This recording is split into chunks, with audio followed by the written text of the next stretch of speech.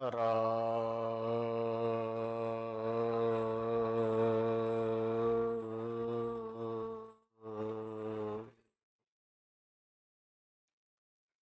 निरंजनम निराकारं निर्विकारं सनातनं सर्वज्ञं निर्गुणं रामं भूयो भूयो नमाम्यहम्। राम राम समारम्भां रामचरणमारिमध्यमाम् अस्मदाचार्यपर्यन्तं वन्दे गुरुं परम्पराम्।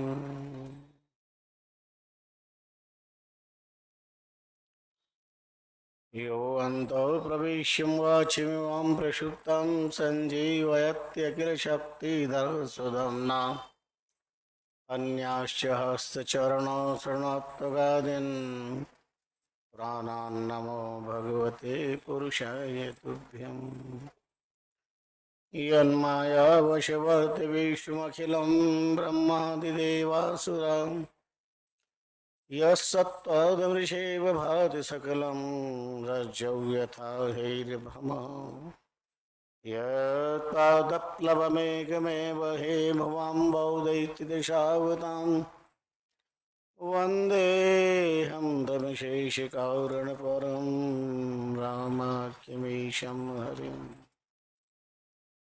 ॐ स्तुतामया वरदा वेदमाता प्रचोदयन्तं भावमानिन्द्रियाणाम् आयु प्रजां प्राणं पशुं कीर्तिं द्रविणं ब्रह्मवर्चसं मय्य दत्त्वा व्रजत ब्रह्मलोकम्। मुखं करोति वाचालं पङ्गुं लङ्घयते गिरिं यत्कृपातमहं वन्दे परमानन्दमाधवम्।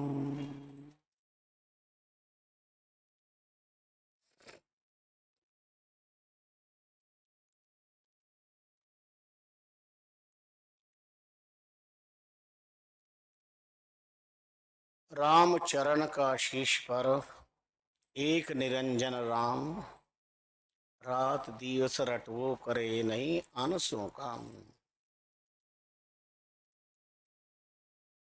परात्पर पूर्ण ब्रह्म घट घट अविनाशी घट घटवासी अविनाशी सृजनहार करतार मनवाणी पा नित्य निरंजन निराकार भक्त भक्ति भाव सगुण सांजन साकार अनेक रूप रूपाय विष्टवे प्रविष्टवे सत्यम अनंतम ब्रह्म सर्वं खलविदं ब्रह्म विश्वात्माराम के पवित्र पाद पद्मों में श्रद्धा भक्ति प्रीति प्रसर प्रणाम करते हैं। समाराध्य पुण्य श्लोक तपश्चरण युग प्रवर्तक सनाम धन्य ब्रह्मदेश्वय्याधर रामचरण जी नाम श्री महाराज के शाम दाम ताप तितिक्षा नित्यासन प्रेरणा स्त्रोत मंगलमय चरण कमलों में अनंत अनंत बार प्रणिपात अभिवादन प्रस्तुत करते हैं। उन्हीं चतुष्टय की तपसाधना का स्मरण अनंत नाम हरि महापुरुषों के पावन चरणों और नामानुरागी भक्तों के पादस्पर्श इस पवित्र माटी को अध्यात्म चंदन बनने का सौभाग्य मिला है। वंदन करते हैं। नामानुरागी राम रस रसिक पावन संतजन भौतिकवाद की आपाधापी के युग में विज्ञान की चकाचौंध में रोटी कपड़ा और तला मकान की व्यस्तता में व्यस्त दुनिया से आत्म कल्याण हेतु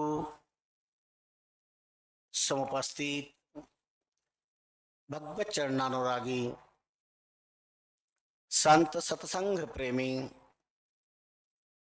ज्ञान पिपासु मोक्षजनों, राम राष्ट्र प्रेमी जनों, ममता वात्सल्य विमात्र शक्तियों, तरुण तपस्वियों, उज्ज्वल भविष्य संपन्न बालक बालिकाओं,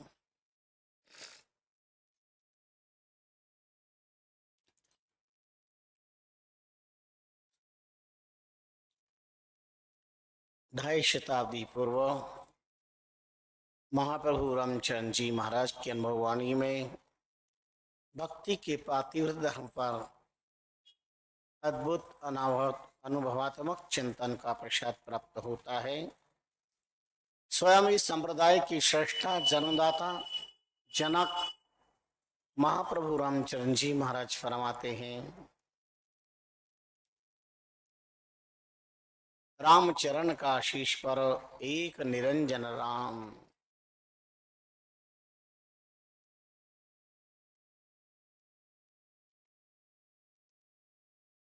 श्री महाराज ने अपने भक्ति जगत में पतिव्रता भक्ति को स्थान प्रदान किया है। रात दिवस रटवो करे नहीं आनसों काम। रात दिन अगर उनके जीवन का जापी महामंत्र कोई रहा है तो बस राम राम राम राम राम राम राम राम राम राम। बहुधा अज्ञानी मन और अल्पमति में कल्पनातीत प्रश्न पैदा हो जाते हैं, स्वभाव है। क्या रात दिन भी कोई राम राम कर सकता है? और इस परमात्मा का नाम ले सकता है? क्या रात दिन परमात्मा का ध्यान कर सकता है? इसी बात को समझाने के लिए बार बार एक पातिव्रत शब्द का प्रयोग किया जा रहा है। पतिव्रता नारी अपने जीवन के सांगोपांग करती है, रात दिन घर की सेवा समाज की सब में लगी रहती है, लेकिन उसका मन 24 घंटे अपने पति की स्मृति में बना रहता है। अब उसे बैठकर पति पति पति की माला नहीं फेरनी पड़ती है, पर उसके ध्यान में अपना सुहाग का ध्यान रहता है। जैसे पतिव्रता नारी के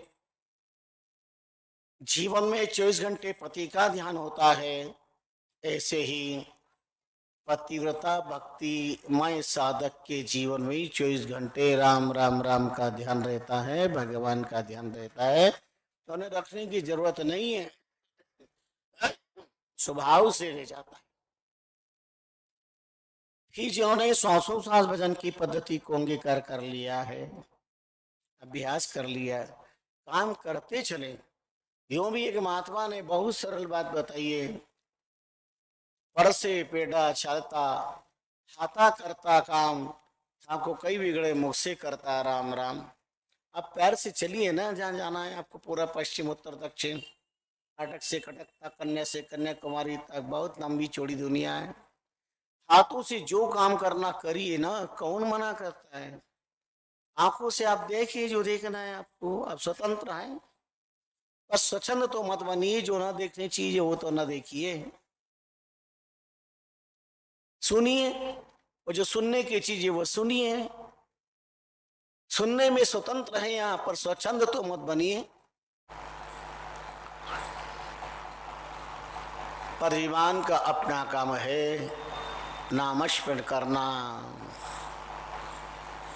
इस जीवन से अहरनिश निरंतर सतत एक राम राम राम राम का जाप होता रहे, ऐसी अपने आराध्य से अनुरोध करें, प्रार्थना करें।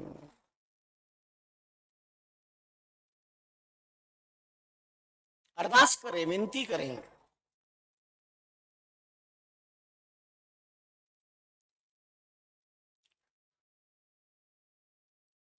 आज के प्रातः कल नाम स्मरण के बाद में श्री महाराज की वाणी का बड़ा प्यारा शब्द का उच्चारण हुआ था, रामचरण की विरति सुनो गरीब निवाज। कलु काल में राम जी तुम ही राखो लाज, तुम ही राखो लाज, विड़द सरना को थारो, कहाँ जगत कहाँ भगत, दर्शनिया मचे अंधियारो। सभी लागा विक्रमा, फोड़ी धर्म की जहाज, सभी लागा विक्रमा फोड़ी धर्म जहाज, रामचरण की विनती सुनो गरीब निवाज।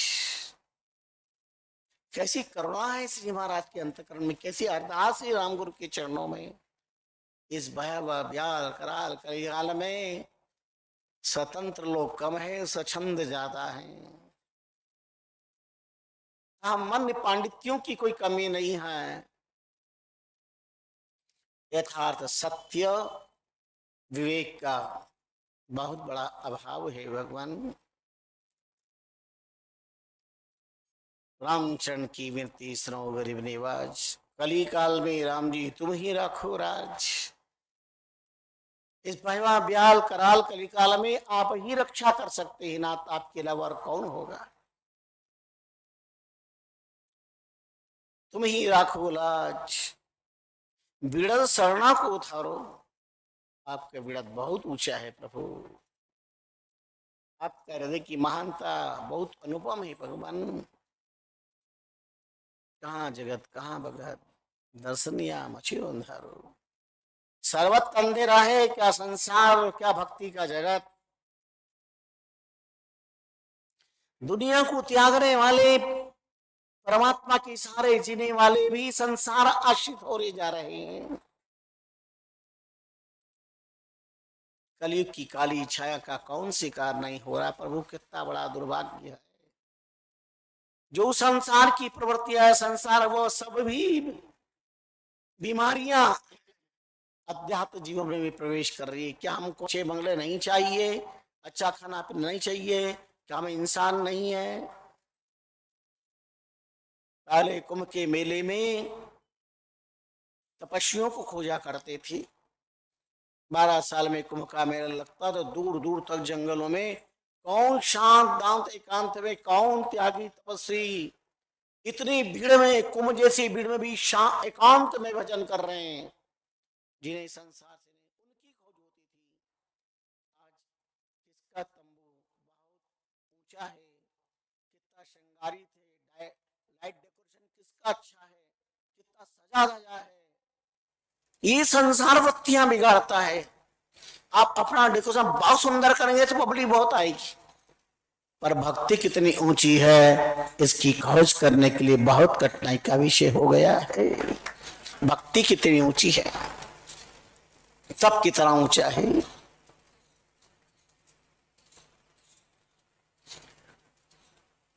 सभी लागा विकर्मा फोड़ी धर्म जहाज, धर्म रसातल को जा रहा है। अपने अपने स्वार्थ के पीछे सब अपनी रामायण सुनाने में लगे हुए हैं, लेकिन सत्य से कोसों दूर हैं। सत्य एक राम भक्ति के अंदर निहित है, और पतिव्रता भक्ति का अर्थ होता है श्री महाराज के शब्दों में, गंग जमन उल्टी बहे शीश है खुरसान, दूजा खामे ना करूं चाहे पश्चिम उगे भान।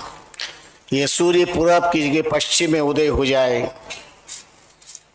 और चंद्रमा पश्चिम की जगह पूरब में उदय हो जाए, गंगा यमुना का प्रत्यावर्तन हो जाए, धरा गगन बन जाए, गगन धरा बन जाए, लेकिन पतिव्रता भक्ति वाले अपने पतिव्रता के व्रत को कभी भंग नहीं होने देते। अपना जो एक आराध्य, एक इष्ट, एक अपना लक्ष्य ले लिया है, लाख उसके अंदर कष्ट है लेकिन उसकी चिंता नहीं करते। गंग यमुना उल्टी बहे, गंगा यमुना उल्टी बहे, सिर पर खड़ग चले शीश है खुरसान, दूजा खामे ना करूं चाहे पश्चिम उगे भान। कई महाप्रभु रामचंद्र जी महाराज, अन्यथा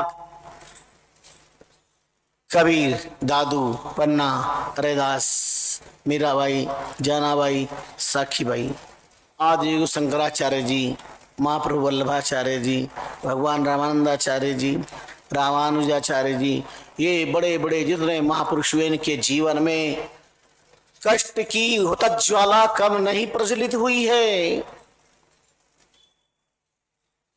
इनके जीवन में कांटे कम नहीं बीछे हैं, पर इन्होंने अपनी भक्ति के समक्ष इनको सुनी समझा और भक्ति के प्रताप से इनके कांटे फूल बन गए और जहर अमृत हो गए। ये भक्ति का प्रताप था, एक पतिव्रता भक्ति, एक निष्ठा का प्रताप था, एक निष्ठा का प्रताप था। राम बिना त्यू लोक में और न करता कोई, करता सृष्टि का रचयिता। डंक की चौट महापुरुषों ने कहा, राम बिना तीन लोक में और न करता कोई, संत दास उस पीओ का पतिव्रत धरिए सोए। मरण धर्म इंसान की प्रति बात नहीं की जा रही है, उस अखंड अक्षय अविनाशी के प्रति अपनी अचल भक्ति होना, अपनी अटल भक्ति होना पतिव्रत धर्म है। साईं मेरा एक है और दूजा सभी वीर।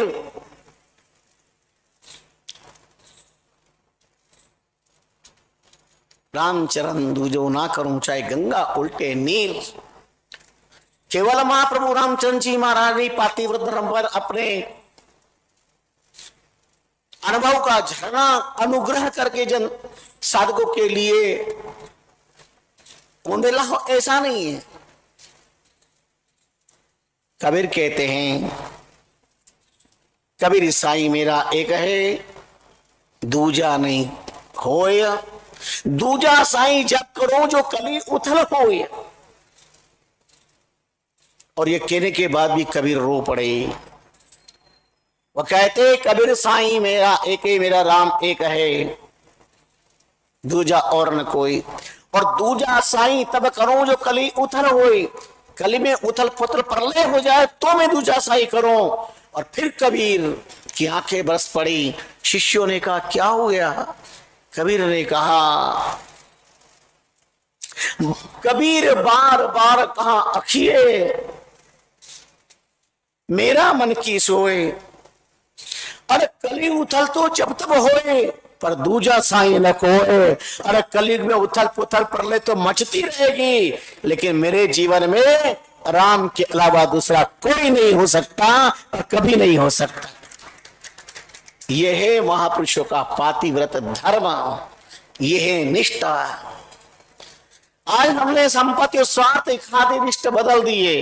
राम धर्म को धार के पीछे जो को छिटकाए हमारे महापुरुषों ने, हमारे बाप दादाओं ने, हमारे पुरोधाओं ने, और जिन्होंने इस परंपराओं को निर्वाह प्रारंभ किया, जिन जिन के भी जो बहुत सोच समझ के किया, किंतु सम्मान और संपत्ति के खातिर हमने इष्ट बदल दिए।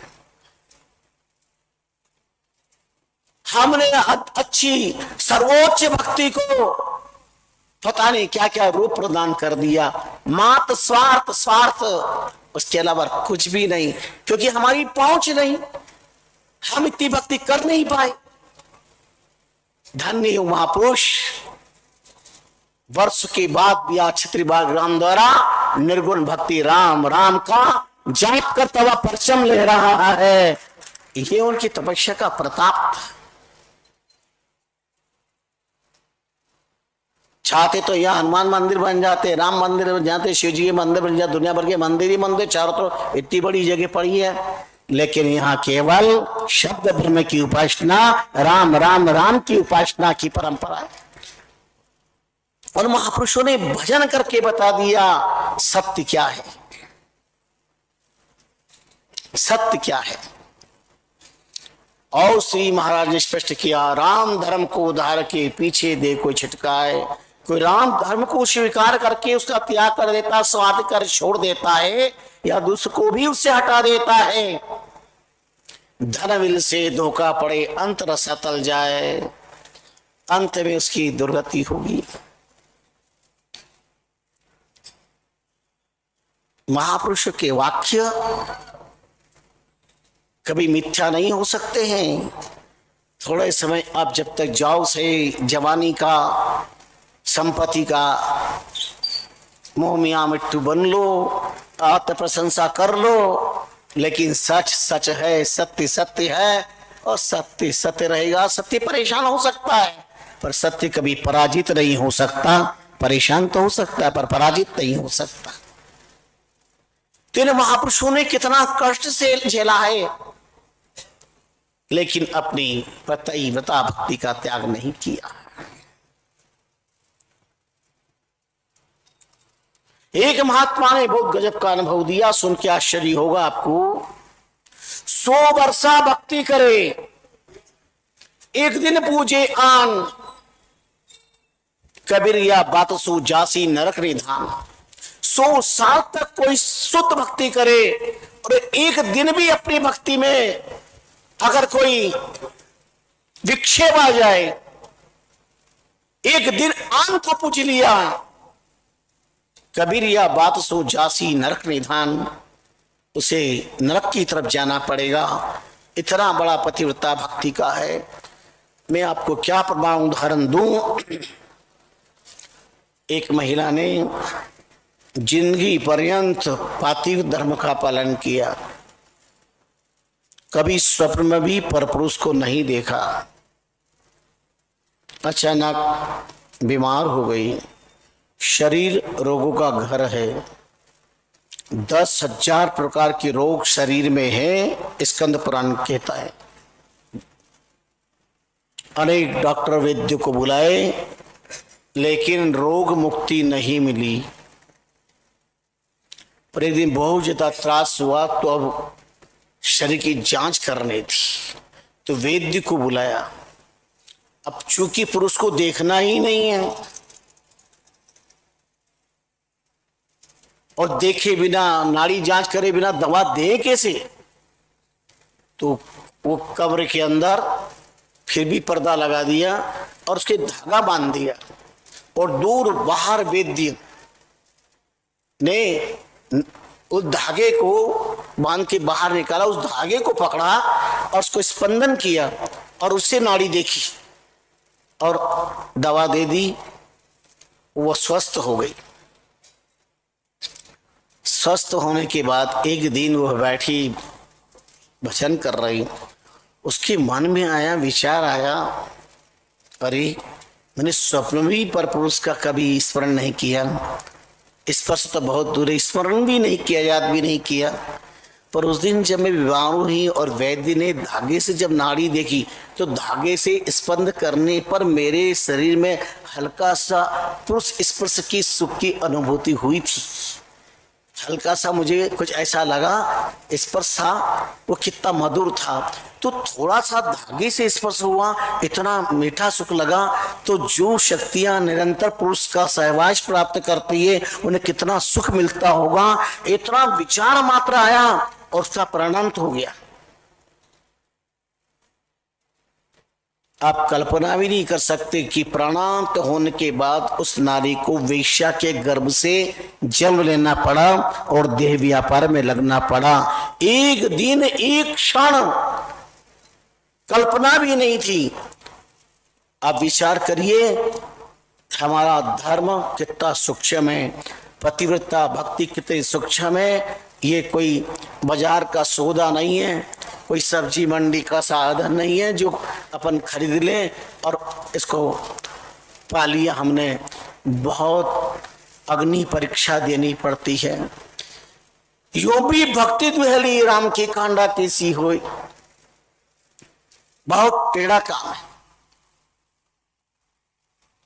एक व्यक्ति ने साधना करी, उसकी साधना से प्रसंग इंद्रादि देवता प्रसन्न हो गए और कहा चलो आप स्वर्ग, हम देवता आपको लेने के लिए आए, मैं देव सम्राट इंद्र हूं। उन्होंने पूछा कि आपके स्वर्ग में क्या क्या सुख है, क्या क्या है। बोले हमारे स्वर्ग में क्या नहीं है, सब कुछ प्राप्त होगा, सब कुछ प्राप्त होता स्वर्ग में। स्वर्ग में अमृत का पान है, अप्सराओं का गान है, मनोवांछित सब चीजें मिलती है। उनका वो सब ठीक है, पर वहां से उस सुख से वंचित तो नहीं होना पड़ता, मार के आना तो नहीं पड़ता। बोले नहीं नहीं नहीं, जब तक पुण्य होगा तब तक उपभोग कर सकते हो, फिर तो आना पड़ेगा।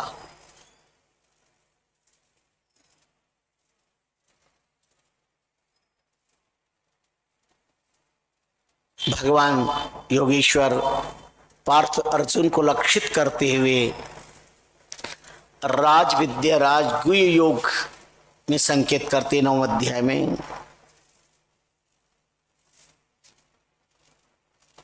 त्रय विद्या माम सोपह पृथपाह पापः।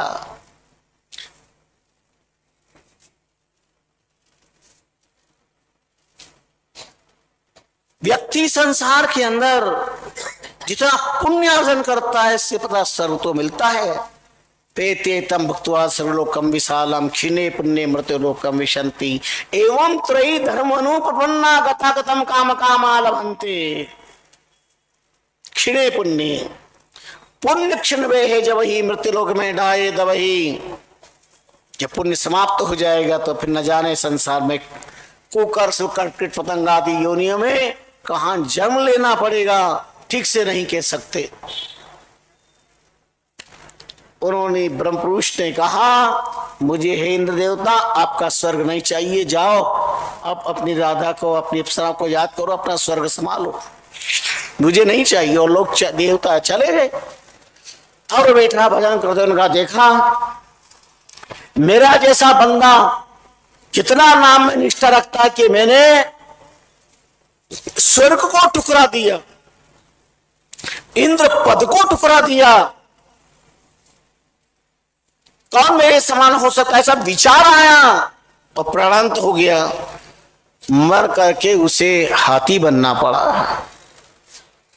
हाथी की योनि कब मिलती है? अहंकार के कारण। ये दुनिया में जितने लोग खर्चा करते हैं नाम के लिए, मंदिर में पत्थर भी लगाते हैं तो नाम लिखाते हैं। लांबा नागज कारने धन खर्चियो रे मुड्ड ताते तू हस्ती भयो लटकत रहते है जो सुंडा। अपनी नाक के लिए काम करते हैं तो सबसे मोटी नाक तो हाथी की होती है, उसे हाथी बनना पड़ता है। अहंकार का प्रतीक।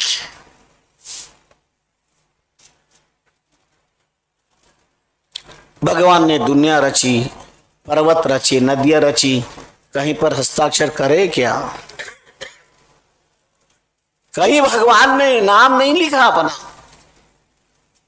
अब लोग लाखों रुपए लगाए और व्यक्ति क्या करता है, 1000-2000 का पंखा लगाकर पंखुड़ियों पे नाम लिखा देता है कि घूमेगा तो लोग देखेंगे, जब बंद होगा तो अपना नाम आएगा। जिन लाखों रुपए लगाए स्थानों का निर्माण करा, उन्होंने कोई नाम नहीं लिखा और एक पंखा लगा करके व्यक्ति अपना नाम चाहता है। ये नाम की लोकेशना बहुत खतरनाक है। निष्काम भक्ति करिए, अपेक्षा सुनी भक्ति करिए, ये चाहत दुख का कारण है।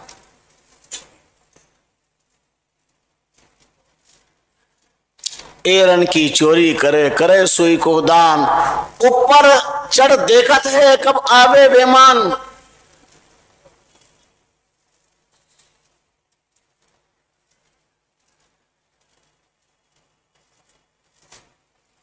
हमारे वैदिक पौराणिक भारतीय शास्त्रों ने मानव मात्र की आंखें खोली है। धर्म के अंदर तो कम से कम अपनी स्थिर बुद्धि से विचार करिएगा, नाम के लिए कोई काम न करिएगा, निष्काम सेवा करिएगा। बंदी मुट्ठी लाख की और खुल जाए तो बंदी मुट्ठी की। एक पतिव्रता धर्म, एक निष्ठा, एक उद्देश्य। और इस अंदर में बहुत बड़ा अजब और गजब का प्रसंग हम आपको श्रवण कराएं। कैसा अद्भुत प्रसंग है।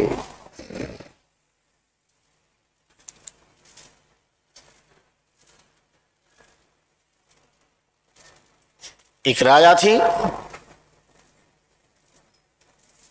प्रजावत्सल, धर्मात्मा। राजतंत्र काल के अंदर धर्मात्मा राजा को अपना बहुत बड़ा बोलबाला हुआ करता था। उनकी धर्म की प्रधानता से राज्य चलता था।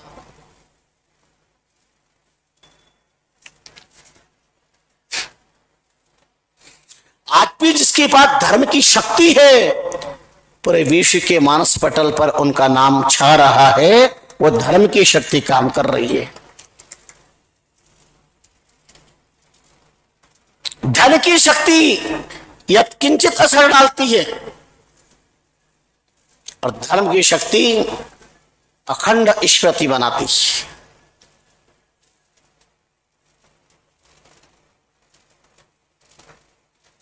परमात्मा को तुम्हारा सुंदर धन नहीं चाहिए, परमात्मा को तुम्हारा सुंदर तन भी नहीं चाहिए, परमात्मा को चाहिए तुम्हारा मन, सुंदर मन। अब परमात्मा को आप क्या अर्पण करते हो? फूल अर्पण करते हो। हमारे यहाँ फूल वर्षी थे, बहुत लोग लाते हैं, उन्हें क्या समझा है भाई? तो हमने कई वर्षों से फूल माला इसलिए मना कर दी है, फूल माला का कुछ तो पैसा लगता ही है, 10 रुपया, 20 रुपया, 5 रुपया। बढ़िया गुलाब की माला गुरु महाराज आप लिखे आते, 2 मिनट गले में रख के फिर उतारनी पड़ती है। पर इतने पैसे से अगर चारा लेकर गौ माता को डालोगे तो तुम्हें ही पुण्य लगेगा और गौ माता का भी पेट भरेगा, पुण्यार्जन होगा, पुण्यार्जन। इसलिए बहुत लोग लेके आते हैं, उन्हें मैं मना करता हूं भाई आप फूल की अगर नेछावरी करना है फूल, वो हम लोगों के लिए नहीं है। फूल की एक एक पंखुड़ी निछाव अगर कोई इसका अधिकारी है तो फूल से पूछो। चाह नहीं मैं सुरबाला के गहनों में गूथा जाऊं, चाह नहीं देव के मस्तक पर चढ़ोर भागर बैठलाऊं। हे वनमाली मुझे तोड़ लेना, उस पथ पर देना तुम फेंक जिस पथ पर मातृभूमि को शीश चढ़ाने जावे वीर अनेक। जिस पथ पर उन रण आंकड़ों के लिए, भारत माता के लाडले सपूतों के लिए जिन्होंने वंदे मातरम कहते हुए इनकलाब करते, भारत माता की जय बोलते हुए, मुस्कुराते हुए भारत माता के लिए अपने प्राण निछावर कर दिए, उनके लिए फूल निछावर करना चाहिए। ये देश उन राष्ट्र शहीदों का देश है, रणबांकुरा का देश है, रण भक्तों का देश है। गोलियां उन्होंने झेली है, गुलाब जामुन अपन खा रहे हैं, वो मर के भी अमर है। जो देश के लिए जिए हैं,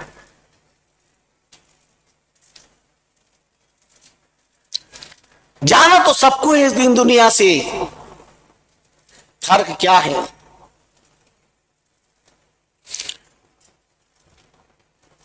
कोई जगकर गुजार लेता है, कोई सोकर गुजार लेता है, कोई जगकर गुजार लेता है, कोई सोकर गुजार लेता है, कोई हंसकर गुजार लेता है, कोई रोकर गुजार लेता है। जिंदगी तो सबको गुजारनी है पगले, जिंदगी तो सबको गुजारनी है पगले। कोई पाकर गुजार लेता है तो कोई खोकर गुजार लेता है। इस संसार के अंदर समय तो सब व्यतीत करते हैं, पर सफल कौन है? कोई हंस के मरा, कोई रो के मरा। मौत उसकी अच्छी है जो राम या राष्ट्र का होके मरा, या तुम राम के बन जाए या राष्ट्र के बन जाए। जीवन में एक फैसला होना चाहिए, या तो हमारे जीवन में केवल राम हो या हमारा राष्ट्र हो, बाकी तो सब व्यर्थ है संसार का खेल। चातुर्मास पे पानी से उत्पन्न मिट्टी की कीड़ी की तरह पैदा और मर जाना, ये कोई जीवन नहीं होता है।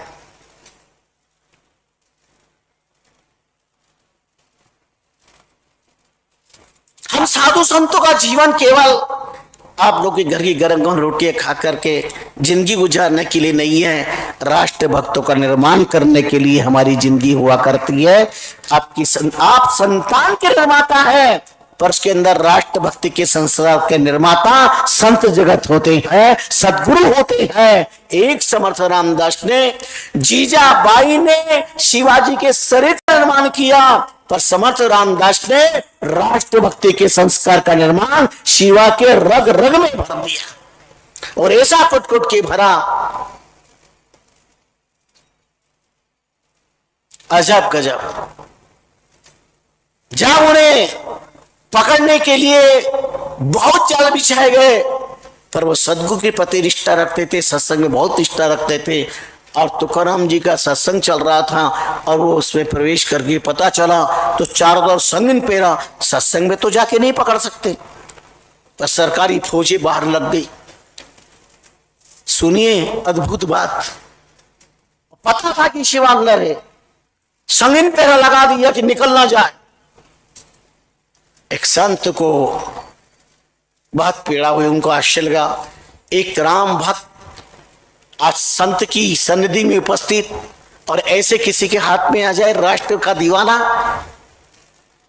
आपको आश्चर्य होगा कैसी महापुरुषों की विचित्र कृपा और शिवा की राष्ट्र निष्ठा और सदगुरु चरणों की निष्ठा, राम निष्ठा का अद्भुत चमत्कार, विलक्षण चमत्कार।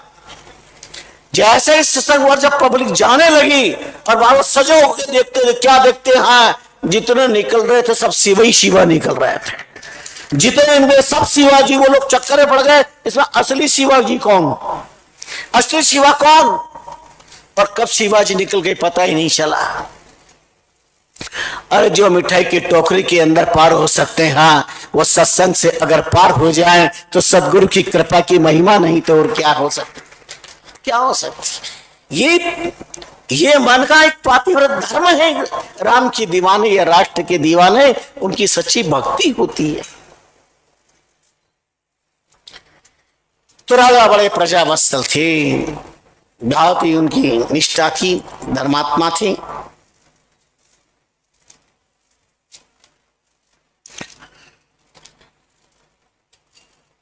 महापुरुषों की सन्निधि में उन्होंने दृढ़ निश्चय कर लिया था, राम मंत्र की दीक्षा ले ली और बस राम राम राम राम के अलावा उनका मस्तक नहीं जीतता। इष्ट राम रमतीत आन को पुट दई है, पग नंगे गुरु दस दया की मुठ गई है, विषय त्याग 20 वचन हास खलवत नहीं जाने, हानि वृद्धि को वार भरोसो हरि को आने, जुआ चोरी प्रलोभ झूठ कपट नहीं राखे, भांग तमाकू अमल अकज मद पानन चाखे, पानी वर्ते छान के नृक पाँव धरने धरे, राम से ही वे जानिए सो कार्य अपनों करे। किसी प्रकार का नशा करने वाला रामष्टय नहीं हो सकता। रामष्टय नशा मुक्त होता है और समाज और राष्ट्र को भी नशा मुक्त करता है, यही रामष्टय ही धर्म है। व्यसन ने पुरुष जगत को और फैशन ने नारी जगत को बर्बाद किया है। जानते हैं फैशन का प्रताप, साफ चेहरा चमकता हुआ चाहिए, धोला धोला चाहिए, सफेद चाहिए,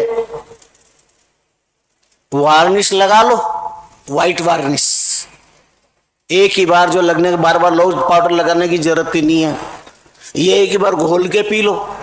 कई देवियां तो क्या होती हैं, वो पाउडर नहीं मिलता है ना, आटा चोपड़ लेती है पाउडर की जगह, चोपड़ना है। याद रखो, क्रीम लिपस्टिक अब पाउडर से चेहरे नहीं चमका करते हैं, ज्ञान भक्ति चरित्र पतिव्रता भक्ति के द्वारा चेहरे चमका करते हैं। और आजकल तो गोली गोली में ब्यूटी पार्लर, अब ब्यूटी है ही नहीं, पार्लर में जा रहे हैं, ब्यूटी है ही नहीं। एक मैडम श्रृंगार स्टोर पे गई, बहुत लंबी चौड़ी मोटी शरीर, और कहा श्रृंगार स्टोर से,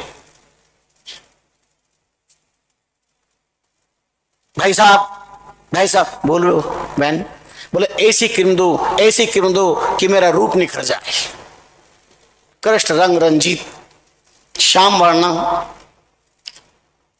दुकानदार ने मुस्कुरा कर कहा, बहन माफ करना, भगवान ने तितली बनाई रंग बिरंगी, चिड़िया बनाई रंग बिरंगी, पर भगवान ने हथनी का रंग तो एक ही दिया है, पतिव्रता भक्ति का।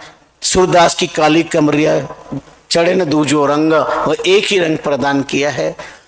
इस शरीर को आप कितना कुछ पढ़ लो, शरीर तो जो परमात्मा ने दिया है। अरे कहीं पर सफेद सीमेंट लगा दी तो थोड़ा उजला हो गया, सीमेंट नहीं थी थोड़े से कुछ मिला के लगा दिया, थोड़ा ऐसा हो गया। इस चाम का क्या है, शरीर के रंग का क्या होना जाना है, ये सब बाहर की चीजें हैं। ब्यूटी है नहीं, ब्यूटी पार्लर में जा रहे हैं साहब, और खूब पता नहीं क्या क्या मसाला रगड़ रगड़ा करके, और थोड़ी देर चमके फिर वो की वही दशा। तो हो जो ही रहोगे, उसको कौन बदल पाएगा? वो उनकी फैक्ट्री में बना हुआ, प्रकृति की फैक्ट्री में बना हुआ है। अब उस फैक्ट्री के बाद में किसका कौन, पर करो क्या, हस्ताक्षर करना आता नहीं और दूसरों के दिलों पर कारीगरी से हस्ताक्षर कर रहे हैं। अब भगवान ने जो कलर दे दिया, फिर भी साहब अब रामस्टई कलर नाखूनों पे देना था, दे दिया गुलाबी कलर। 2000 के नोट बदल हो सकते हैं, पर नाखून ये कलर कोई न भारत सरकार बदल सकती है न विश्व सरकार बदल सकती है, रामस्टई कलर है। नाखून कैसे है सबके? गुलाबी है, रामस्टई कलर है। फिर भी इसे लाल पीला हरा, और बाद में खुद ही रिमोट फेर दे भोजन करे जाओ, तो काय को पैसा बर्बाद किया फैशन के अंदर थोड़ी देर के लिए। अब करो क्या, जैसे रंग की साड़ी वैसी चूड़ियां वैसी बिंदिया। सावन के महीने में एक बहन ने हरी साड़ी पहनी, हरी ड्रेस, सब कुछ हरा, हरी चूड़िया हरी बिंदिया, और मांग में हरा सिंदूर भर लिया। उसकी बहन ने सखी ने कहा पागल है क्या, मांग में कोई हरा सिंदूर? अरे बोले सावन है और सावन की ड्रेस है, ये मैचिंग। आजकल मैचिंग का जमाना है, आजकल मैचिंग का जमाना है। जैसे रंग की ड्रेस वैसी चूड़ियां वैसी बिंदिया, मैचिंग। अब देखो बाहर तो मैचिंग और अंदर मार्चिंग, मन मैचिंग नहीं हो रहा है। ये सेट का जमाना, कपड़ों का सेट, बर्तन का सेट, रकम का सेट, बैठने के लिए सोफा सेट, सब सेट। फिर भी जहां देखो व्यक्ति अपसेट है, तो सेट का जमाना फिर भी अपसेट। कारण क्या है, खोजो। तो उससे कहा कि मांग में हरा सिंदूर क्यों भरा? बोले पागल समझते नहीं है, मेरे मिस्टर रेलवे के ड्राइवर है, वह रेड लाइट देखते तो गाड़ी रोक देते, हरी देखते तो गाड़ी चला देते हैं। ये मैचिंग का क्या? एक से कहा कि तुम पिताजी क्यों नहीं कहती हो डैडी, और आजकल डेड कहते हैं, डैडी को भी। डेड पढ़े लिखे लोग हैं, पढ़ी लिखी देवियां हैं, डेट। अब डेट और डेट में क्या अंतर पड़ रहा है? डेट कब डेट हो जाए पता नहीं चले। तो बोले पिताजी कहने से लिपस्टिक मिट जाती है, इसीलिए नहीं कह सकती हूं मैं। डेट कहने से लिपस्टिक, दोनों होठ नहीं मिलते हैं ना, लिपस्टिक नहीं मिटती है। विचार करो, इस ज्ञान की दुनिया में जो देश जगत गुरु पद प्रतिष्ठित है विश्व के मानस पटल पर, उस देश में कितना घोर अंधेरा है। तीव्र धर्म तबाव उच्च कोटि की बात है। राजा बड़ा धर्मात्मा, और राजा ने दृढ़ निश्चय कर लिया गुरुदेव के सामने, बस राम राम राम राम का ही जाप करना। एक दिन राजा अपनी भक्ति में भजन में बैठा हुआ,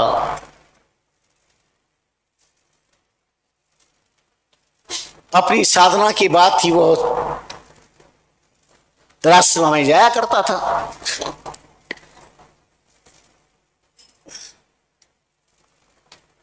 राजा के सामने धर्म संकट आया। आम देव की पूजा आराधना करने के लिए कोई बात थी, तो राजा तो कह ही नहीं सकता था, क्योंकि कट्टर रामनिष्ठ नहीं था। तो उनसे आके पूछ लिया, तो बोले तो नहीं, पर उन्होंने इशारा कर दिया, मुंडी हिला दी, जाओ तुम्हारा कर्म फोड़ो, जो करना करो, क्यों कर दिया। वो इशारा करने मात्र का परिणाम क्या निकला? शक्ति की आराधना पर जोरदार हुआ तो पड़ोसी राजा ने आक्रमण कर दिया, और आक्रमण तो भीषण, और प्रजा का हुआ सत्यानाश, और राजा भी मारा गया, और राजा का शिरच्छेदन हो गया, और मुंडी जंगल में पड़ी लड़ती रही।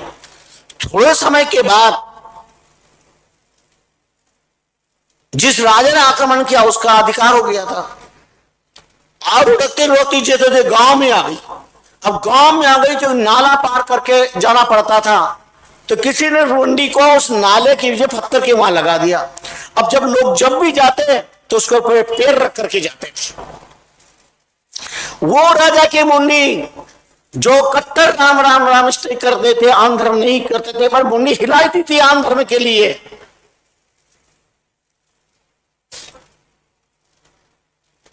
देवी की बलिदान देने की बात थी। इतिहास बड़े विचित्र हैं। उसका परिणाम हुआ, जो मुंडी हिलाई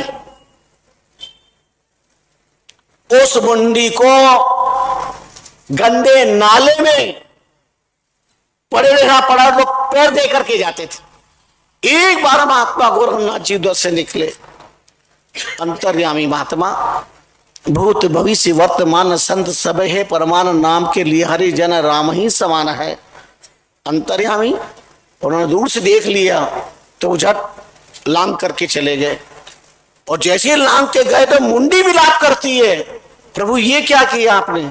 मैं तो पहले ही कर्म फूटा था, भागा हूं, मेरे को पता है मैंने अपराध किया है, इसलिए आप त्याग के कहे। लेकिन मैं आपसे प्रार्थना करता हूं, मुझसे बहुत भयंकर अपराध हुआ है, उस अपराध को आप क्षमा करें। आप महान हैं, दयालु हैं और मेरा उद्धार करें। तब गोरखनाथ जी ने अपने चरण का स्पर्श किया और उसका उद्धार हो गया। वैकुंठ से विमान आया से बैठ करके राजा का उद्धार होता है संत के चरण के प्रताप से। धार पतिव्रत पूर्ण ब्रह्म को जाए नहीं आन के सागे, सेनहु वेन करे ओरखो तो ताहो को लाछन लागे। सेन करी नृप शीस हूं से सो सिर धार दुनिया पग जाके राम ही जन्म। क्या वितराग महाराज ने अद्भुत उदाहरण दिया है। राम ही जन्म उद्धार भये, साध के पद लागे, साध मिले सब दुख भागे। संत वितराग महाराज कहते हैं संत के मिलने से उसके सारे दुख दूर हुए। कौन थे संत? साध पधारे गुरु गोरख सो, मुंड को टालत योपक आगे। जब मुंड विलाप करे, प्रभु हमसे जो वहां अभागे। भेल कियो हरि के बिच, कीच परे तुम त्यागे ही त्यागे। राम ही जिन उद्धार भये, जब गुरु गोरखनाथ के पाद ही लागे। वितराग महाराज की वाणी में प्रमाण मिला। गुरु गोरखनाथ जैसे सिद्ध महापुरुषों के चरण के स्पर्श से उस मुंडी ने विलाप किया। उस विलाप का प्रताप रहा कि उनके चरण के स्पर्श से उसका उद्धार हुआ। केवल एक इशारा कर दिया था आन भक्ति के लिए। आप ज्ञान कुछ भी सुनाइए, दुनिया के सारे अच्छी बात सुनाना चाहिए, पर कल आप शक्ति का प्रवचन करेंगे और बलि का बलि देंगे क्या? कि बलि देना सिखाएंगे? कर्म फुट गए, कंकर निकल गए और आप सत्य का बोध करेंगे, दुनिया को सत्य का मार्गदर्शन करेंगे, भटकाएंगे। अर्थ के अनर्थ हो जाते हैं। अब तथाकथित भगवान शंकर का नाम लेकर भांग पीते हैं। भगवान ने पी के नहीं बोते थे क्या? चलो साहब, लोग कहते भगवान ने भांग पी तो हम भी भांग पी लेते हैं, बहुत अच्छी बात। तो भगवान ने हलाल काटफूट पान किया था, तुम भी तो जहर पी करके बताओ। है किसी की ताकत साइनाइड का स्वाद कोई बता सके? है दुनिया में कोई ताकत? केवल तर्क करना जानते हो, अपने स्वार्थ के खातिर अपने को पता नहीं क्या समझ लिया। धर्माचार्य की जरूरत क्यों होती है? जब संत और गृहस्थ धर्म मर्यादा के प्रतिकूल तब धर्माचार्य गर्जना करते हैं। ये उनकी पीड़ होती है कि आप अनुशासन के विरुद्ध अपना जीवन न चलाएं। अगर आपको मर्यादा अनुशासन स्वीकार नहीं है तो हमें भी स्वीकार नहीं है, लेकिन मर्यादा का पालन करना आपका जीवन होगा। दुनिया आपको मर्यादा से मानती है।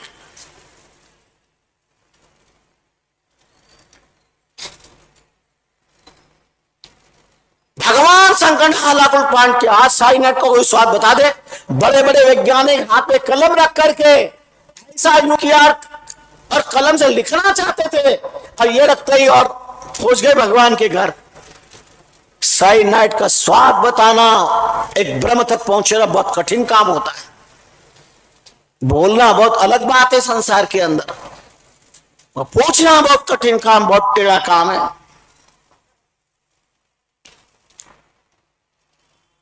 बहुत विलाप करी करुणा ज करी, गोरखनाथ कृपाल भये हैं।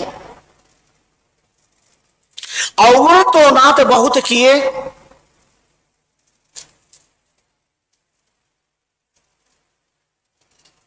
दीन हूं जान उद्धार किए हैं। ऐसे ही विचार के त्याग दिए सिर,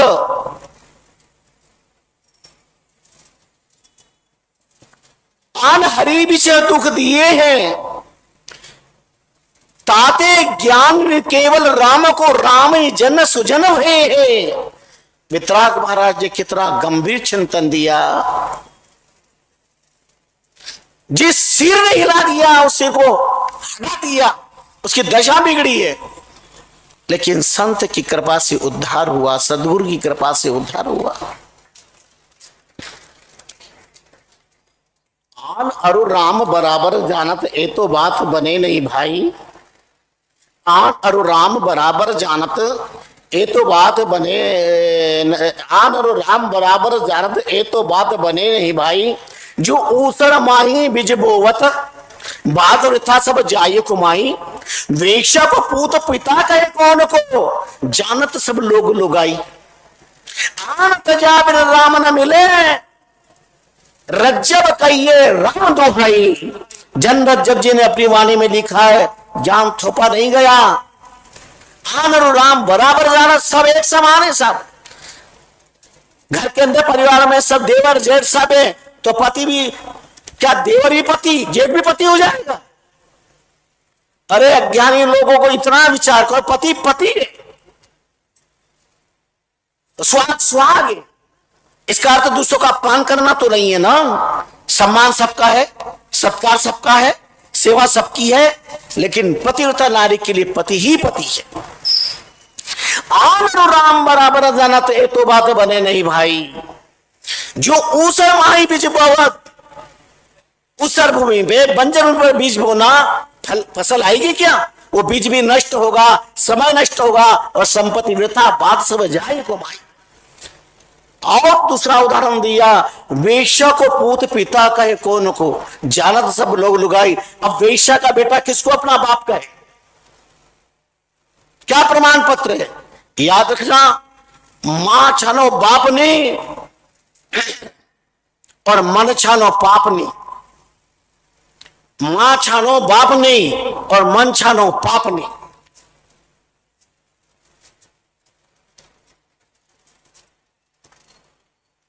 मां बताती है कि पिता यह है।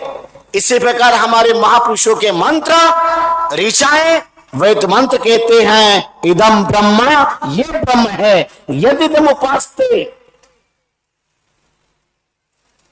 यद वाच्य अमृतम तेन इदम ब्रह्म नेदम यद उपासते। यद वाच्य अमृतम, जिसकी कृपा से वाणी बोल रही है पर वाणी के द्वारा जिसका वर्णन नहीं कर सकते, तेन इदम ब्रह्म, वह ब्रह्म है। जिसकी कृपा से आंख देखती है पर आंख से जिसको देखा नहीं जाता है। न तो आम चकते दृष्टमनयन सुचक्षुषा दिव्यम ददामि ते चक्षु पश्चिमे योगेश्वराम। भगवान कहते अर्जुन, पहले ही अर्जुन ने निवेदन किया,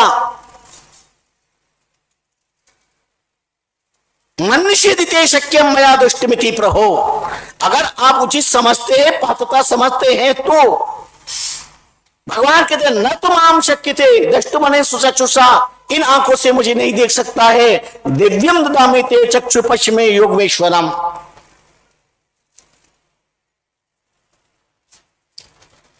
और भगवान दिव्य चक्षु प्रदान कर देते हैं, उससे भगवान की दिव्यता का दर्शन होता है।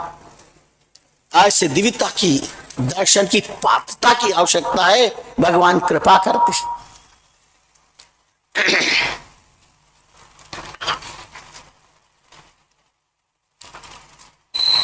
सब देवा सिर देव है, सोई देव हमा। सब देवा सिर देव है, षष्टि तनो करतार। रामचरण इनके पर है, सोई देव हमार। तस्तस्मात् भवन सनातनः स सर्वेषु भूतेषु नश्यसु स न विनश्यति अव्यक्तोक्ष इत्युत्तमाहो परमां गतिम्। यत् वर्तन्ते तद्धाम परमं मम।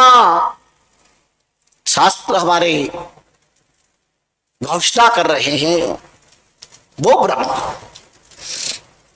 तो स्वामी रामचंद्र जी महाराज ने एक पतिव्रता धर्म, एक इष्ट के प्रति आप समर्पित रहिए। अब हमारे घर में 10 जन है तो 10 भगवान, 10 इष्ट। चलिए अब ये प्रसंग बहुत चलेगा 2-3 दिन तक। कई उदाहरण प्रमाण आपको मिलेंगे। बड़े ही कैसी निष्ठा और कैसी एकता, कैसा धर्म, बड़ा सुंदर संसार के प्रसंग है, लाभ मिलते रहेंगे। आइए हम, हमारे सामने और भी सारे प्रसंग इसके साथ चल रहे हैं तो वो भी लाभ लीजिए। नैमिषारण्य की तीर्थभूमि भी आपको रोज चलना पड़ रहा है क्योंकि सूत जी महाराज पहुंचे हैं वहां पर नैमिषारण्य तीर्थभूमि पर। नारायण आश्रम पे भगवान नारायण जी बद्री विशाल में, नारद जी और भगवान नारायण। और तो ठीक है वैकुंठ धाम में भी भगवान, लेकिन आज उससे भी आगे जाने की बात हुई है। मूर्छित पुरुषोत्तम मूर्छित मलमास भगवान के शरणापन्न है, त्राहिमाम कर रहा है। याद रहता है संसार में अपना दुखड़ा व्यक्त करने के लिए वायसो तो केवल एक परमात्मा है जिसके समक्ष हम सब कुछ वर्णन कर सकते हैं।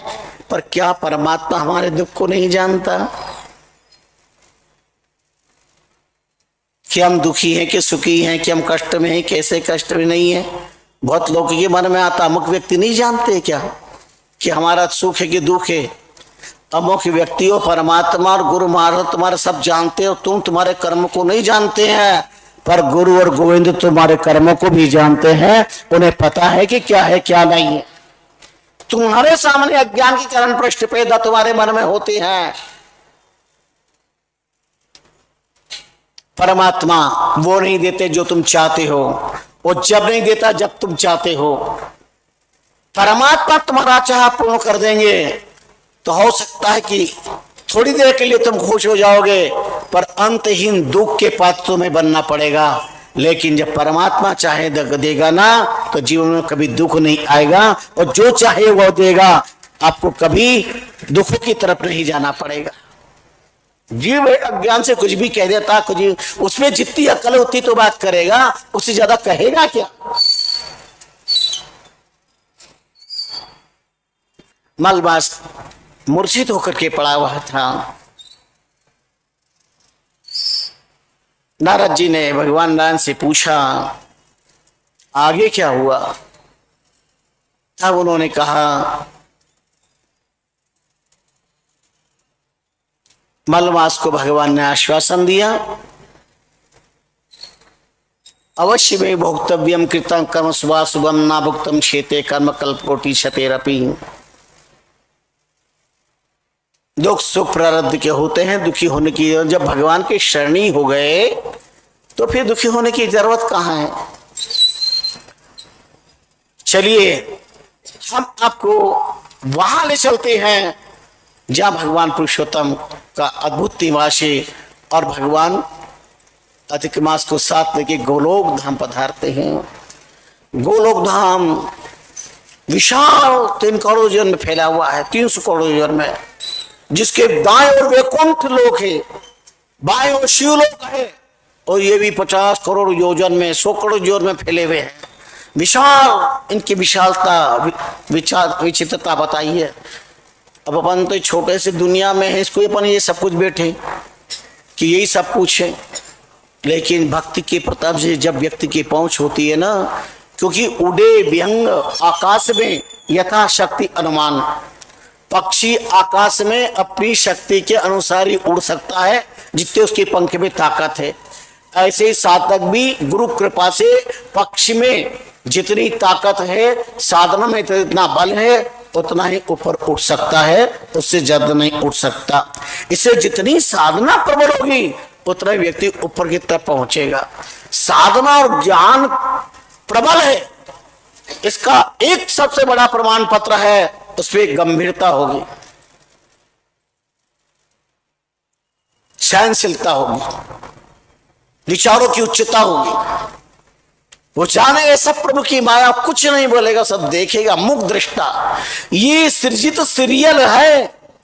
जो कुछ तुम्हारे जीवन में दुख सुख आ रहा ना, पहले से सब सृजित है। तुम केवल मुख दृष्टा हो। सिनेमा के पर्दे पर तुम देखने के अधिकारी हो। अगर तुम्हें भूख लग रही है और तुम्हारे घर में टीवी पर, सिनेमा के पर, टीवी के पर्दे पर गुलाब जामुन, रबड़ी, कलाकंद ये सब दिखाई दे रहे हैं, तुम्हारा पेट भर जाएगा क्या?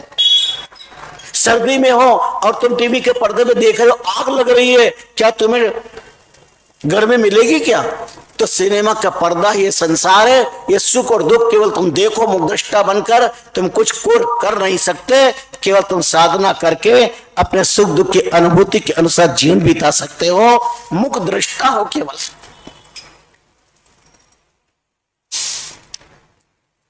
इससे अधिक और कुछ भी नहीं है।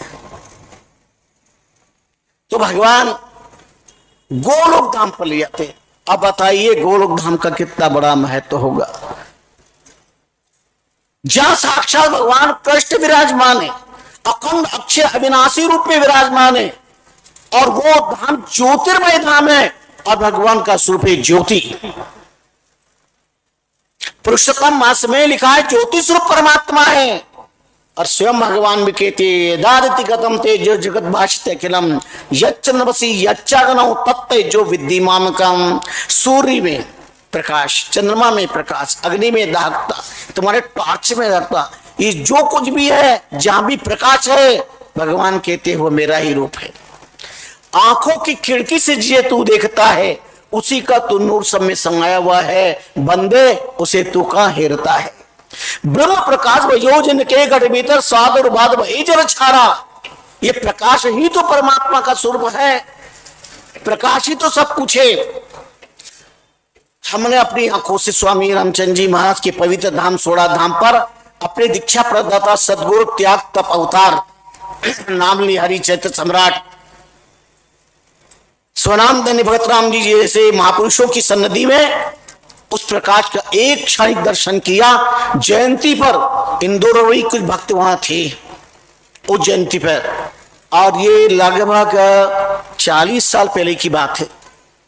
सोड़ा धाम पे और सुबह ब्रह्म मुहूर्त में और अचानक गांव की सारी लाइटें बंद, रात भर कीर्तन चलता हुआ, अखंड जागरण होता है, आज भी होता है। और अचानक लाइट गोल और जहां रामचंद्र जी महाराज ने अवतार ले वहां एक अद्भुत प्रकाश हुआ। सदगुरुदेव ने फरमाया ये प्रकाश जब रामचंद्र जी महाराज अवतरित हुए थे उस दिन ऐसा प्रकाश, अद्भुत प्रकाश हुआ, ये सदगुरुदेव ने फरमाया। और कई लोगों ने दर्शन किए, ये सभी भी साक्षी। बड़ा शीतल अद्भुत।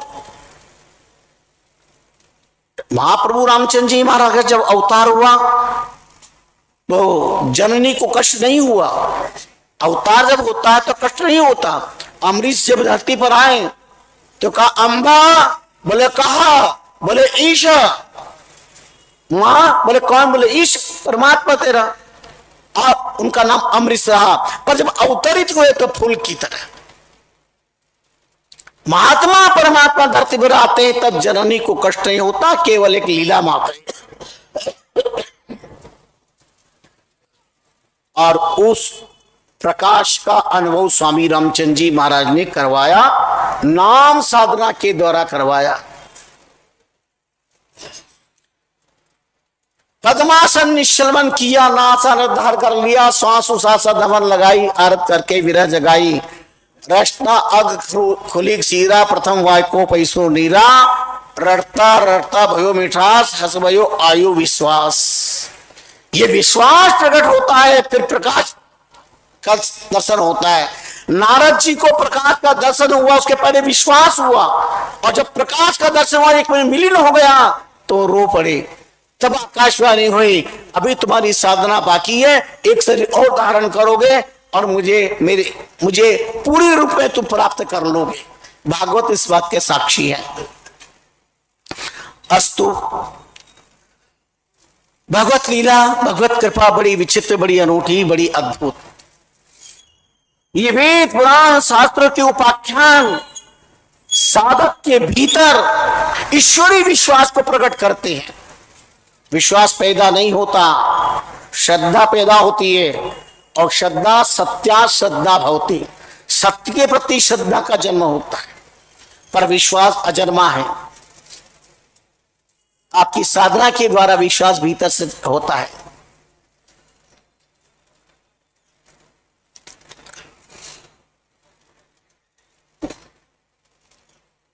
अधिक मास ने गोलोक धाम का दर्शन किया, भगवान पुरुषोत्तम का दर्शन किया, चरणों में प्रणाम किया, अभिवादन किया, अद्भुत वहां के दृश्य का दर्शन करवाया। अधिक मास कल से मुर्शिद पड़ा हुआ था भगवान के चरणों में। गरुड़ जी को बुला करके गरुड़ की पंखों से हवा लगी। उन पंखों में हवा में क्या जादू था। गरुड़ जी जब उड़ते हैं तो आपको पता है कि उनके पंख के अंदर वेद मंत्र का उच्चारण होता है। जब वो चलते हैं, पंख उड़ते हैं, तो वेद मंत्रों के उच्चारण होता है। आपके घर में मंदिर है, मंदिर में आपके यहाँ घंटी है। आज जब आरती करते हो तो घंटी बजाते हो, वो घंटी के ऊपर चिन्ह किसका है? गरुड़ का। घर में है आपके मंदिर में, ठाकुर जी की वहां पे है कि नहीं है? तो वो घंटी है छोटी सी, बजाते हो, उस घंटी पे गरुड़ जी का चिन्ह है। आप घंटी बजाते हो, क्यों बजाती हो? किस लिए बजाती हो? बहुत बार मैंने पहले भी कहा, घंटी 3 जगह बजती है। एक घंटी मंदिर स्कूल में बजती है, एक घंटी स्टेशन पे बजती है, एक घंटी मंदिर में बजती है। जो भी जाता है सबसे पहले जाते पहले मंदिर में घंटी बजाता। स्कूल में घंटी बच्चों के लिए बजती है, मंदिर में स्टेशन पे घंटी यात्रियों के लिए बजती है। तो मंदिर में घंटी किसके? भगवान के लिए बजती है। जाने वाला क्या कहता है? ध्यान रखना प्रभु मेरा। घंटी कैसे बजाते हैं? मेरा ध्यान रखना, कोर्ट केस चल रहा, मेरे पक्ष में जीत करना, मेरा ध्यान रखना।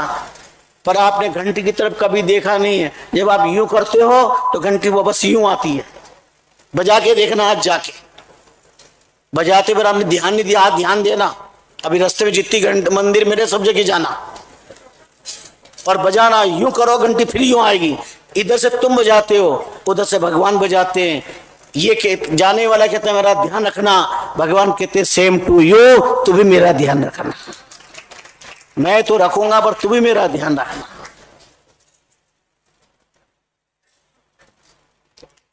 तुम 24 घंटे में 2-4 घंटे ध्यान रखते हो, परमात्मा तो 24 घंटे ध्यान रखता है। तो उसका ध्यान अगर 1 मिनट के लिए इधर उधर हो जाए ना, तो सोच लो क्या दशा होगी।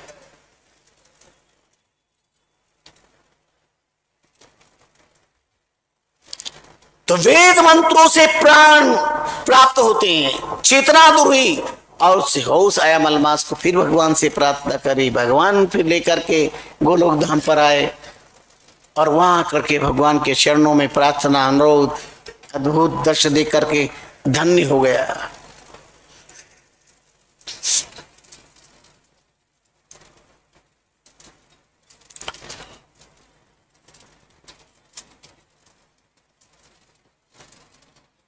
एक बहुत अच्छा उपाख्यान आता है।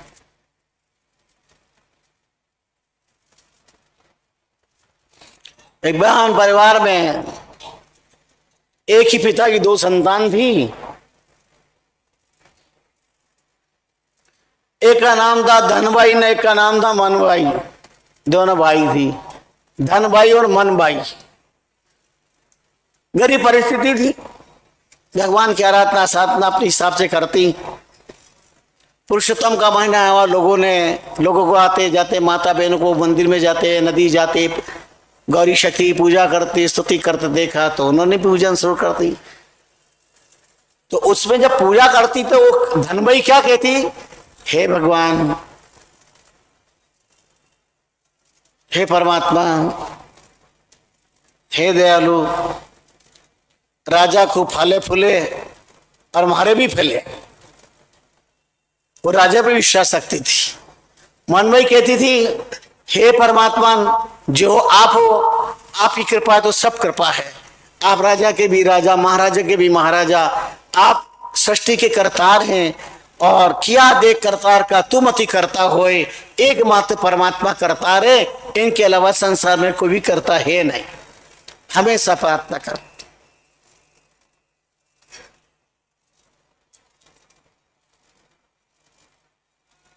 जो नदी में स्नान करती, पीपल को जल प्रदान करती और प्रार्थना करती, तो एक राजा की दासी वहां पर आती है। उसने ये सुना तो जब राजा से जाकर के कहा कि अमुक एक धनबाई है और वो खेती है, फले फूले, राजा फले फूले और मारे भी फले, राजा मेरे पे मेहरबान हो। तो राजा ने कहा कि अच्छी बात है, उसको पैसे की जरूरत होगी इसलिए वो मेरे को ऐसा खेती होगी, मेरा नाम लेती होगी। तो राजा ने खोजबीन करके उस धनमई को अपने यहाँ बुलवाया। धनमई खुश हो गई कि आज राजा मेरे को निहाल कर देंगे। पहुंची राजा के पास में, तो राजा ने कहा इसके प्रत्यक्ष में तो क्या देवे अपन, विश्वास करती मेरे पे तो ठीक है। एक बहुत बड़ा तरबूज, उसके अंदर हीरे जवाहरात स्वर्ण मोहरे पद्म मूंगे सब रखे, पैक कर दिया और तरबूज दे दिया और ऊपर से थोड़ी मिठाई मिठाई देकर स्वागत करके भेज दिया। वो लेकर आ गई, पर मन मन बड़ी कुड़ने लगी। अरे मैं तो सोची थी कि राजा निहाल करेगा, तो राजा ने तो और बेहाल कर दिया। ये दिया तरबूज, मैं खाऊं या मेरे बच्चे खाऊं या मौसम में खाएंगे तो और बीमार हो जाएंगे। ये राजा मेरे को मारना चाहता है कि क्या करना चाहता है। और वारे पुरुषोत्तम भगवान, मैंने तो कहा फलजे फुलजे राजा और मेरे को फले फुलावे, क्या करूं इसको। और उठाए नहीं उठाए तो लंबा चौड़ा तरबूज कहाँ लेके जाऊं। जब आ रही थी रास्ते में तो फल फूल बेचने वाली मिली, वो फल फूल केले वगैरह बेच रही थी, सब्जी अब्जी। उसने कहा भैया ये तो ले ले, मेरे को दूसरी सब्जी दे दे, तेरा मन हो तो। बोला ले जाओ दे जाओ, मेरे क्या है। उन्हें दूसरी सब्जी दे दी, चली गई। उसका तो जाना हुआ और मन भाई का आना हुआ। और मन भाई का आना तो मन भाई ने सब्जी ली, फल फूल लिए, सब्जी ली, केले लिए और कहा अरे तरबूज इतना बड़ा बड़ा अच्छा लग रहा है, ये मुझे तरबूज देना है क्या। सोचा कि मैं भी खाऊंगी और मेरे बच्चे और पड़ोस के बच्चे भी आते हैं, वो भी तो बहुत सबका पेट भर जाएगा। उनका ले जाओ। बोले कितने में। अब कितने में तो क्या, अब जा रही हूं मैं तो जाते जाते ही हूं तो 40 पैसे से कम नहीं दूंगी, पर 20 पैसे भी ले ले तू तो। उन्हें जोड़ देकर तरबूज ले लिया और लेके घर पे आई। और घर पे आकर के जो तरबूज को बदारा, अब बदारते ही हीरे जवाहरात बेजोड़ पद्म मूंगे ढेर सारे इकट्ठे हो गए। और उन्होंने कहा हो ये तो भगवान पुरुषोत्तम की बहुत बड़ी कृपा हुई, अद्भुत। दौड़ी दौड़ी गई, नदी में स्नान किया, पूजन किया, पुरुषोत्तम भगवान की बड़ी किया। इतनी सारे सोने की मोहरे में से एक दो मोहरे लेकर के बेची, हजारों रुपया है। सारे गांव को उन्होंने भोजन करवाया, ब्राह्मणों को भोजन करवाया। और जहां देखो वहां मन भाई का जय जयकार, मन भाई का जय जयकार हो रहा, मन भाई का जय जयकार हो रहा है। धनमई को ये सब पता चला और राजा को पता चला, तो राजा ने धनमई को बुला पूछा कि तेरी दशा ऐसी क्यों, तेरे को तरबूज दिया था ना। बोला तरबूज को क्या कर्म फोड़ूं क्या उसको ले जा करके मैं। अब करे क्या राजा भी। राजा ने समझ लिया कि कर्म में कंकर तो कई करे शंकर और कर्म में रांडियो तो कई करे पांडियो। कर क्या सकते। उसने बताया भगवान की पक्का विश्वास रखते हैं, निष्ठा रखते, आस्था रखते हैं तो ऐसी कृपा परमात्मा की होती है। इसलिए भगवान पुरुषोत्तम के प्रति निष्ठा आस्था तो बड़े प्रसन्न हुए। राजा ने मनभाई को बुलाया, मनभाई ने सारी बात बताई कि मैंने सच्ची श्रद्धा निष्ठा से पुरुषोत्तम भगवान की आराधना करी, निष्काम आराधना। और मैं तो एक ही बात कहती थी, बस फले तो परमात्मा ही फले, उनकी कृपा होगी तो सबकी कृपा होगी। जापे कृपा राम की हुई, तापे कृपा करे सब कोई। जिस पर राम की कृपा है उस पर सब कृपा कर सकते हैं। क्या चाहिए तुझे, आपकी कृपा से बाकी क्या बचा। मेरी एक इच्छा है, जिसे मैं भगवान का व्रत करती हूँ, भजन करती हूँ, हे राजा रानी आप भी परमात्मा की आराधना साधना करेंगे तो जीवन धन्य हो जाएगा और कोई आकांक्षा नहीं है। याद रखिए, साधक हमेशा साधना सिखाते हैं, आराधक आराधना सिखाते हैं, भक्त हमेशा भक्ति की बात करते हैं। इसलिए इस धरती पर आने वाले महापुरुषों ने भी प्राणी मात्र को भक्ति का मार्गदर्शन देते हुए राम चरण का शीश पर एक निरंजन राम, रात दिवस रटवो करे नहीं आनसो काम। एक राम भक्ति का मार्गदर्शन दिया जो सच्चा है, सरल है, सुलभ है, हर व्यक्ति कर सकता है। कका करो कृष्ण की भक्ति, कोड़ी सदाम कुछ नहीं लगती। ना पैसा लगता है, ना खर्चा लगता है, राम राम बोलो अच्छा लगता है। न पैसा लगता है, न खर्चा लगता है, राम राम बोलो।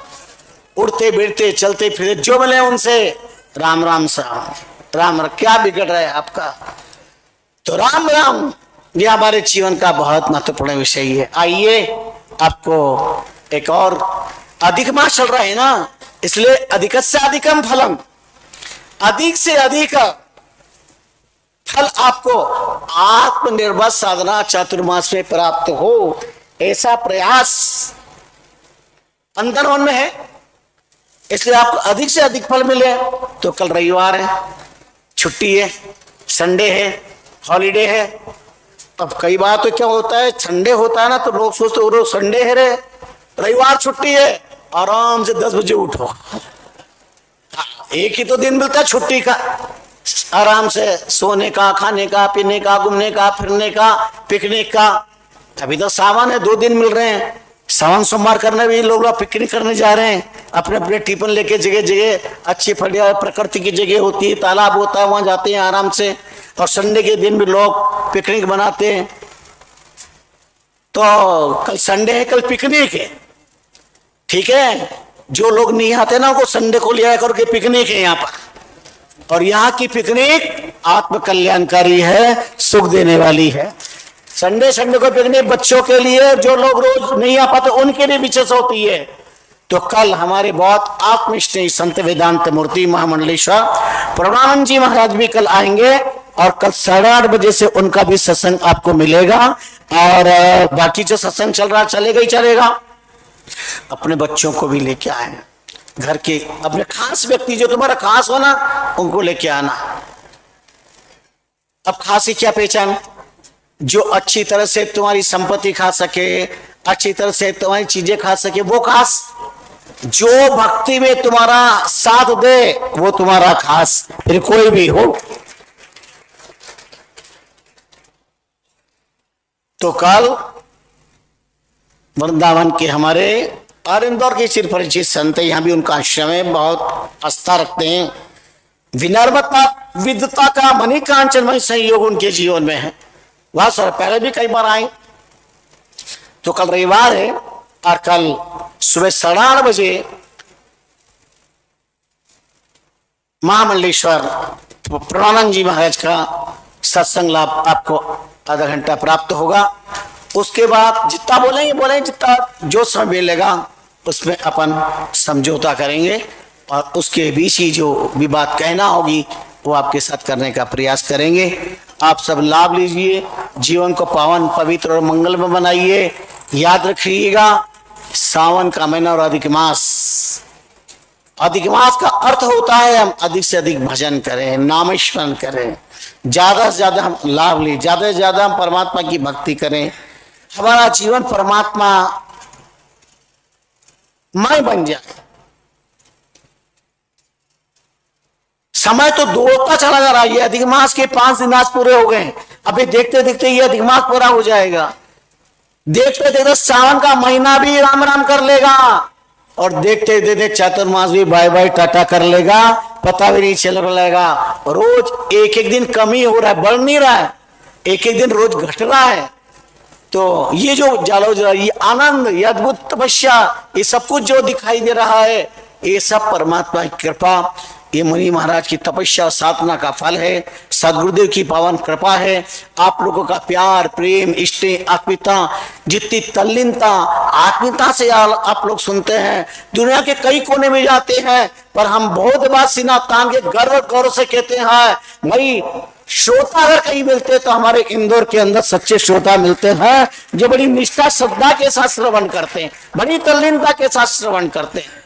उनका मन पूरा का पूरा। जब कई लोग तो कहते हैं कथा पूरी होती तो पता चलता है कि अब टाइम हो गया, और तब ऐसा लगता है नौका में बैठे हो और एकदम तूफान आ जाए और कैसा लगता है मन को, ऐसा लगता है